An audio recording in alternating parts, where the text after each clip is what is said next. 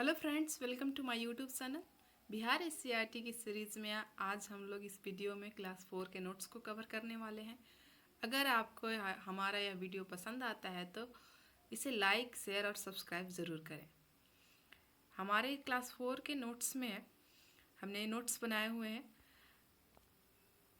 कुछ फूल दिन में खिलते हैं तो कुछ रात में, कुछ धरती पर खिलते हैं तो कुछ पानी में, कुछ फूल वर्ष भर खिलते हैं तो कुछ फूल सर्दी, गर्मी या बरसात में ही खिलते हैं।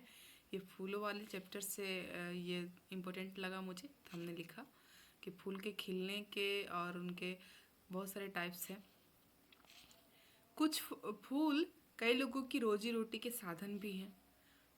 अंडा देने वाले जीव मुर्गी, बत्तख, सांप, छिपकली, मगर, घड़ियाल, कछुआ इत्यादि ये सभी अंडे देते हैं। और बच्चे देने वाले जीव हैं गाय, बकरी, कुतिया, सूअर, व्हेल, डॉल्फिन, चमगादड़, etc। ये सब बच्चे देने वाले जीव हैं। छिपकली और मगरमच्छ के कान की जगह छिपकली और मगरमच्छ के कान की जगह सिर्फ 2 छोटे छिद्र होते हैं। उनके कान बाहर की तरफ दिखाई नहीं देते, मतलब छिपकली और जो मगरमच्छ होते हैं उनके कान के जगह 2 छोटे छिद्र होते हैं। आगे है कि जो जीव बच्चे देते हैं उनके शरीर पर बाल होते हैं और कान भी बाहर दिखाई देते हैं। ये बहुत ही मुझे इम्पोर्टेंट लगा। जो जीव बच्चे देते हैं उनके शरीर पर बाल होते हैं और कान भी बाहर दिखाई देते हैं, परंतु अंडे देने वाले जानवरों के शरीर पर बाल नहीं होते और उनके कान बाहर नहीं दिखते हैं। ये जो जीव अंडे देते हैं उनके शरीर पर बाल भी नहीं होते हैं और उनके कान भी नहीं दिखते हैं। अब बात करते हैं फेस्टिवल्स की। तो फेस्टिवल मुख्य रूप से 2 और सामान्य रूप से 3 प्रकार के होते हैं। ये 3 प्रकार के, एक नेशनल, रिलीजियस और हार्वेस्ट फेस्टिवल, राष्ट्रीय, धार्मिक और फसल वाला त्यौहार, जिसमें राष्ट्रीय त्यौहार में स्वतंत्रता दिवस, गणतंत्र दिवस और गांधी जयंती आता है। और रिलीजियस फेस्टिवल्स में धार्मिक त्यौहार में होली, दीपावली, छठ, ईद, मुहर्रम, ये सब त्यौहार आ जाते हैं। हार्वेस्ट में ओणम आ जाता है। उसके बाद से बिहू हो गया। ये सब जो फसलों के कटने पर त्यौहार मनाए जाते हैं वो फसलों का त्यौहार होता है, हार्वेस्ट फेस्टिवल होता है। तो इन्हें भी याद रखना होगा। आगे बात करते हैं। गुरु गोविंद सिंह सिखों के 10वें गुरु थे, जिनका जन्म पटना में हुआ था, बिहार में, पटना शरीफ में हुआ था। बिहार शरीफ में हुआ था, जो पटना में है। और उन्हीं के याद में जो गुरुद्वारा वहाँ बना हुआ है, पटना में जो गुरुद्वारा बिहार में बना हुआ है, उसका नाम जो 4 प्रकार के होते हैं: कृतंक, रदनक, चवड़क, अग्रचवड़क, इंसाइजर, कैनाइन, मोलर और प्रीमोलर। कह रहे कि घोड़ा और शेर के दांत उनके जीवन में एक ही बार गिरते हैं। घोड़ा और शेर के दांत उनके जीवन में एक ही बार गिरते हैं, मनुष्य की तरह। लेकिन सांप और मगरमच्छ अपने जीवन में कई बार दांत बदलते हैं। और बात करते हैं खिजड़ली गांव की, जो राजस्थान में है। यहाँ पर खिजड़ी के पेड़ पाए जाते हैं, जिसके फलियों की सब्जी बनती है और इसकी छाल से दवा बनाई जाती है। ये इसका क्वेश्चन सीटेट में कई बार पूछा गया है। और तो इसे हमें याद रखना है कि पूछा खिजड़ली गांव कहाँ है और इसके फलियों की सब्जी बनती है कि नहीं बनती है। तो ये राजस्थान में है और यहाँ खिजड़ी के पेड़ की अधिकता है और इसके फलियों की सब्जी बनती है, इसकी छाल से दवा बनाई जाती है। ऑस्ट्रेलिया में एक पेड़ पाया जाता है जिसका नाम है रेगिस्तानी ओक। ओक का पेड़, रेगिस्तानी ओक एक पेड़ है। इसकी ऊंचाई कमरे की ऊंचाई के लगभग बराबर होता है और पत्तियां इसमें बहुत कम होती है। उसके ऊपर कोई सखाए वखाए नहीं होता है इसमें। ये जितना ऊपर जाता है उससे 30 गुना नीचे जाता है। तना खोखला होता है और तने में पानी भरा होता है। इसकी जड़ तब तक नीचे जाती है जब तक उसे पानी ना मिल जाए। और इसके तने में पानी भरा होता है। ये फिगर हमने बनाने की कोशिश की है। पानी भरा होता है, इसलिए इसको बोतल ट्री भी कहते हैं।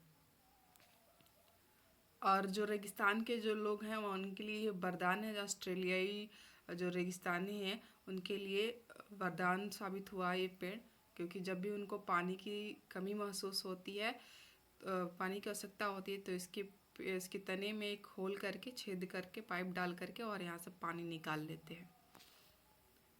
तो ये पेड़ बहुत ही इंपॉर्टेंट है, कई बार इससे भी क्वेश्चन आ गया है।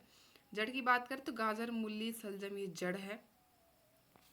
नक्शा की बात करें तो नक्शा हमेशा इसी तरह से बनता है, ऊपर में नॉर्थ होता है, नीचे साउथ होता है, और आपके राइट साइड ईस्ट होता है और लेफ्ट वेस्ट होता है, पश्चिम होता है। आगे बात करते हैं फसल की। फसल दो प्रकार की होती है, रबी और खरीफ।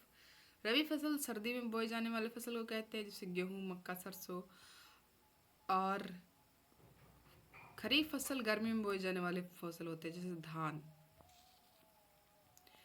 मधुमक्खी के छत्ते में एक रानी मधुमक्खी होती है और 4 से 6 नर मधुमक्खी होते हैं, और अन्य श्रमिक मधुमक्खियां होती है। श्रमिक मधुमक्खियां ही भोजन को ले आने का काम करती हैं।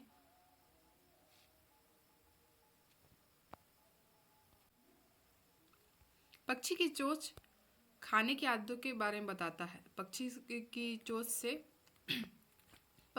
से खाने की आदतों के बारे में पता चलता है, और पक्षी का पंजा उनका वास स्थान का पता पक्षी के पंजे से उनके वास स्थान का पता चलता है। ककोलत जलप्रपात ये नवादा जिला बिहार में है, जो बहुत ही फेमस है। कन्याकुमारी भारत का जो मेन लैंड है उसका सबसे साउथर्न मोस्ट पॉइंट है। तो भारत का southern most point main land का साउथर्न मोस्ट पॉइंट जो है, मुख्य भूमि का दक्षिणतम नगर है कन्याकुमारी। ये हिंद महासागर, अरब सागर तथा बंगाल की खाड़ी का मिलान बिंदु है। इस यहाँ 2 प्रसिद्ध दर्शन स्थल है, विवेकानंद शिला और विवेकानंद की मूर्ति एवं मठ, ये 3 है। एक ये तमिलनाडु में, कन्याकुमारी तमिलनाडु में है। इग्लू जो होता है वो बर्फ का घर होता है। भारत का राष्ट्रीय पक्षी मोर है, राष्ट्रीय पशु बाघ है, राष्ट्रीय पुष्प कमल है, राष्ट्रीय चिन्ह अशोक चक्र है, जिसमें 4 शेर होते हैं, एक पीछे की तरफ होता है जो दिखाई नहीं देता है, और राष्ट्रीय ध्वज तिरंगा है। और जो जो हमारा तिरंगा है उसका केसरिया रंग, इसमें 3 रंग होते हैं, 3 पट्टियां पाई जाती है, और उन पट्टियों में पहला जो सबसे ऊपर है केसरिया रंग साहस और बलिदान का प्रतीक है, और सफेद रंग सत्य और शांति का प्रतीक है, और हरा रंग खुशहाली और समृद्धि का प्रतीक है। इसमें गाढ़े नीले रंग का जो चक्र है वो देश की प्रगति और परिवर्तन का प्रतीक है। राष्ट्रगान, जिसे जनगण मन हमारा राष्ट्रगान है, और उसे रविंद्रनाथ टैगोर ने लिखा था। और राष्ट्रीय गीत वंदे मातरम, जिसे बंकिम चंद्र चटर्जी द्वारा लिखा गया है। हमारा राष्ट्रीय खेल हॉकी है, राष्ट्रीय नदी गंगा है, और राष्ट्रीय जलजीव डॉल्फिन है। बात करते हैं गया में विष्णुपद और मंगला गौरी मंदिर बहुत प्रसिद्ध है। बोध गया के पास ही में है बोध गया में पीपल के पेड़ के नीचे गौतम बुद्ध को ज्ञान की प्राप्ति हुई थी, और वहाँ से फल्गु नदी भी गुजरती है। कोडरमा में अभ्रक के खान मिलते हैं। कोडरमा बिहार और झारखंड के बॉर्डर पर मिलेगा। पारसनाथ का पहाड़ बिहार एवं झारखंड का सबसे ऊंचा पहाड़ है। ये इसलिए फेमस है कि जो पारसनाथ थे वो जैन धर्म के 23वें तीर्थंकर थे।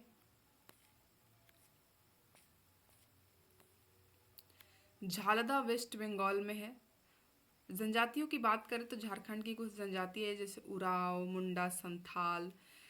जैसे उराव, जो झारखंड की उराव जनजाति है वो कुडुख बोलती है। कई बार क्वेश्चन आ चुका है सीटेट के एग्जाम में, इसमें भी हो सकता है बिहार बीपीएससी टीचर्स में आ जाए।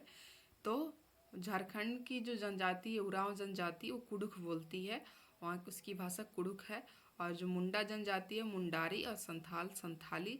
अन्य भी वहाँ की भाषाएं जैसे सादरी, नागपुरी, खोरठा, जो झारखंड के जनजातियों द्वारा बोली जाती हैं। बिहार में भी कुछ जनजाति हैं। बिहार में भी कई भाषाओं में विविधता है। पटना, गया और नालंदा के लोग मगही बोलते हैं। वैशाली, मुजफ्फरपुर के लोग वज्जिका बोलते हैं। दरभंगा, मधुबनी के लोग मैथिली बोलते हैं। तो मुंगेर, भागलपुर के लोग अंगिका बोलते हैं। और भोजपुर, रोहतास के लोग भोजपुरी बोलते हैं। और एक क्वेश्चन यहाँ कि रांची में भारी मशीन का कारखाना, कांके का पागल खाना और नेतरहाट एवं जोन्हा का जलप्रपात बहुत प्रसिद्ध है। ये जो रांची में है, भारी मशीन कारखाना, कांके का पागल खाना और नेतरहाट एवं जोन्हा का जलप्रपात बहुत फेमस है। और इस तरह ही हमारा क्लास 4 का जो नोट्स था वो समाप्त हुआ। मिलेंगे अगले वीडियो के साथ। जय हिंद।